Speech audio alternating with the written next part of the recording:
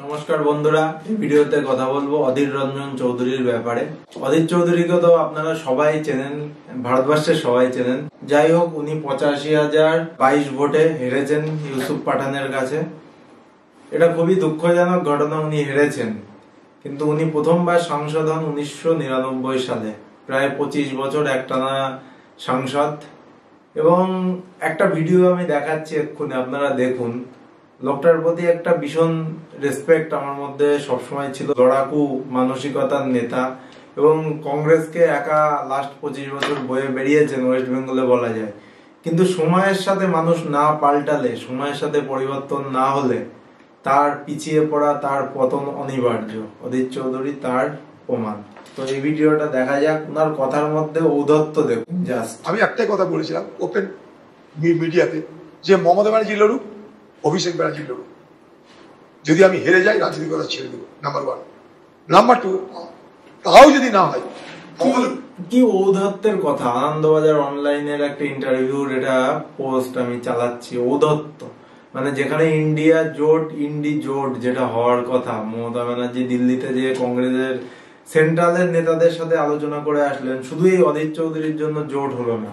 অধীর চৌধুরী হয়তো ক্ষুদ্র স্বার্থের কথা ভাবলেন এখানে, কিন্তু বৃহৎ স্বার্থের কথা ওনার ভাবতে হতো। 2টো সিট মমতা ব্যানার্জি দিতে চেয়েছিলেন, কিন্তু 2টো সিটের মধ্যে একটাতে জিতলেন। হয়তো ওই টাইমে জোট হলে কংগ্রেস 2টোতে জিততো, আর তৃণমূল হয়তো 36-37টা আসনে জিততো। কারণ আমি কনস্টিটিউয়েন্সি অনুযায়ী, লোকসভা সিট অনুযায়ী দেখছিলাম, কংগ্রেস যে ভোটটা কেটেছে সেই ভোটটা যদি অ্যাকচুয়ালি টিএমসির সাথে যোগ হতো, তাহলে টিএমসি আরো 5-6টা আসন বেশি পেত। মানে এটা জাস্ট দেখাই যাচ্ছে। এবং একটু অন্যভাবে হতো। তো বিজেপিকে রুখতে হলে এই জিনিসটা কংগ্রেস এবং টিএমসি কে করতে হতো, যেটা অধীর চৌধুরীর জন্য সফল হয়নি। আরো শুনুন। যে বহরমপুরের হার, মমতার হার, বহরমপুরে যে মমতার জিত, সেখানে আমি দল ছেড়ে যদি হয়ে যাই, তুমি সত্যি হেরে গেলে রাজনীতি ছেড়ে দেবে? কি ডায়লগ! তারপর অধীর চৌধুরী কি করবে? কিছু করবে, বাধা পেলবো, বাধা বেচবে। কি বলছে? সকালে বাধা পেলবো, রাজনীতি ছেড়ে দেবো। মানে থাকবেই না যদি মমতা আমাকে হারাতে পারে। সেটা চ্যালেঞ্জ, এই লোকসভা ভোটে মমতাকে আমি চ্যালেঞ্জ করেছি। মানে মমতাকে চ্যালেঞ্জ করছে মমতা ব্যানার্জি, পুরোটা বলারও দরকার নেই। যাই হোক, মানে 68 বছর বয়স ওনার এখন। যথেষ্ট পোড় খাওয়া শিক্ষিত রাজনীতিবিদ, এবং ফাইনালি হারলেন। এবার হারার পরে একটা ছোট্ট ইন্টারভিউ আমি দেখাচ্ছি, এইটা দেখুন। এটাতে কি বলছেন উনি। এর ফলে তাকে হেরে যেতে হয়েছে। এরপর আগামী দিনের ভাবনা কি, কোন পথে এগোবে অধীর চৌধুরী? এটা ঘাত প্রতিঘাত তো আপনার রাজনৈতিক জীবনে বহুবার এসেছে। তো কি করবো? মানে কথাই বলতে পারছেন না, ওনার কথা বেরোচ্ছে না। কি ভাবছে? দেখবো কি ভাবে, ওভার কনফিডেন্স যাকে বলে, সেটাই ছিল ভোটের আগে। কিছু তো শিখিনি না। হ্যাঁ, রাজনীতি করার সাথে কিছু শিখিনি, হঠাৎ করে করবই বা কি?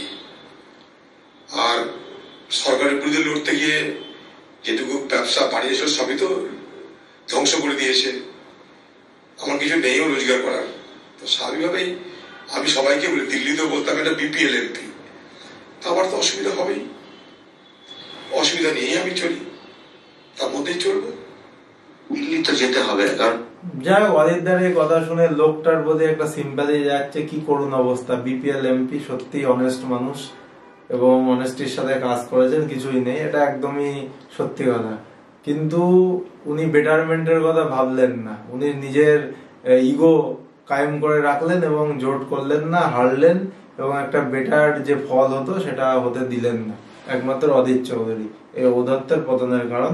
এই ভিডিওটার নিচে আমি দেখছিলাম কমেন্টে ছড়াছড়ি যে অধীরদা বিজেপিতে জয়েন করুন আর নতুন ইনিংস শুরু করুন। রাজনীতিতে কোনো কিছুই অসম্ভব নয়, ঠিক আছে। যে চন্দ্রবাবু নাইডু কংগ্রেসের সাথে ছিলেন, তিনি চলে গেলেন বিজেপিতে, মানে এনডিএতে। তো কোনো কিছুই অসম্ভব না। তো এই ভিডিওটাতে তোমাদের কি মতামত কমেন্ট সেকশনে কমেন্ট করো। অধীর চৌধুরীর টিএমসির সাথে জোট করা উচিত ছিল না উচিত হয়নি? ভবিষ্যতে টিএমসি আমার মনে হয় কংগ্রেসকে খেয়েই নেবে, ওয়েস্ট বেঙ্গলে অন্তত। কারণ বিজেপির বিরুদ্ধে লড়ার একমাত্র শক্তি যেটা উত্থান হয়ে দাঁড়িয়েছে সেটা টিএমসি এবং সিপিএম কংগ্রেস ধীরে ধীরে একসাথে জোট বাঁধলেও তেমন দাগ টানতে পারলো না। আরো একটা জিনিস দেখে আমি অবাক হলাম এই ভোটে, সিপিএম এর মিছিল মিটিং ফেসবুকে মানে লোকের ছড়াছড়ি, মিছিল মিটিং এ তো লাখ লাখ লোক হয়, ভোট বাক্সে পড়ে না। কি হয় জানি না, সিপিএম এর ভোটগুলো কি বিজেপিতে চলে যায় বোঝা মুশকিল। তারপরে অধীর চৌধুরী তো এবার ভোটের আগে এক জায়গায় বলে দিলেন যে টিএমসি কে যেন ভোট না দেয়। মানে ভাবাই যায় না, যেখানে রাহুল গান্ধী প্রচার করে বেড়াচ্ছে সারা দেশে বিজেপি বিরোধী যে কোনো পার্টিকে ভোট দিতে, সেখানে অধীর বাবুর কথা উল্টো। তো যাই হোক, আক্ষেপ থাকবেই অধীর চৌধুরীর মধ্যে। তো এই তর্ক বিতর্ক নিয়ে, সঠিক ভুল নিয়ে এই ভিডিওটা এখানেই শেষ করছি। কিছু ভালো লাগলে চ্যানেলটা সাবস্ক্রাইব করো। আবার পরে অন্য একটা ভিডিওতে দেখা হবে। নমস্কার।